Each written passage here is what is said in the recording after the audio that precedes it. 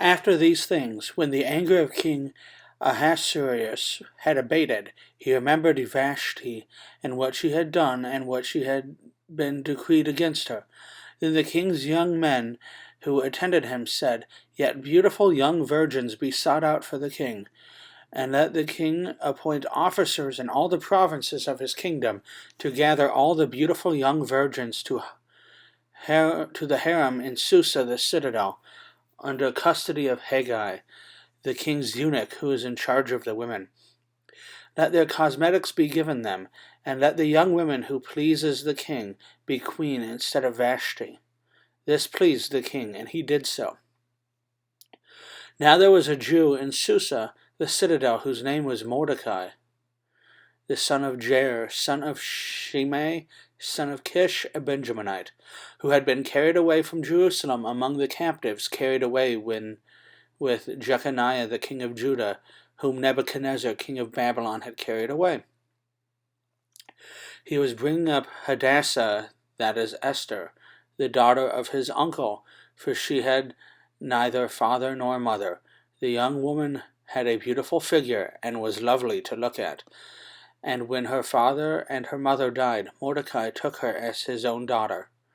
So when the king's order and his edict were proclaimed, and when many young women were gathered in Susa, the citadel, in the custody of Haggai, Esther was also taken into the king's palace, and put in the custody of Haggai, who had charge of the women.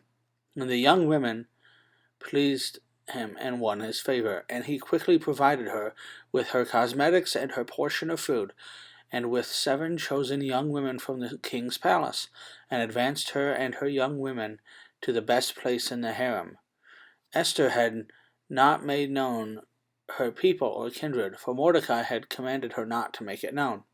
And every day Mordecai walked in front of the court of the harem to learn how Esther was and what was happening to her.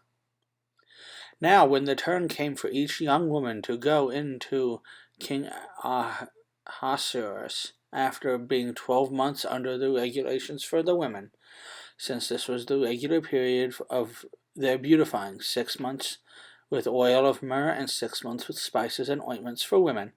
When the young woman went into the king in this way, she was given whatever she desired to take with her from the harem to the king's palace. In the evening she would go in, and in the morning she would return to the second harem in the custody of Shaashgaz, the king's eunuch, who was in charge of the concubines. She would not go in to the king again unless the king delighted in her, and she was summoned by name.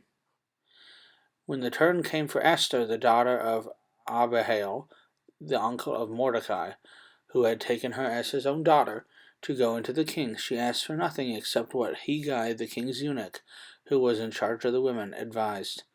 Now Esther was winning favor in the eyes of all who saw her.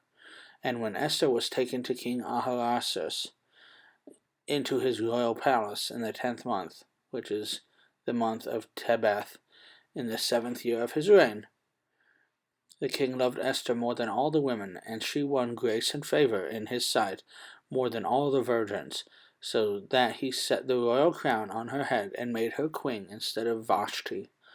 Then the king gave a great feast for all his officials and servants. It was Esther's feast. He also granted a remission of taxes to the provinces and gave gifts with royal generosity.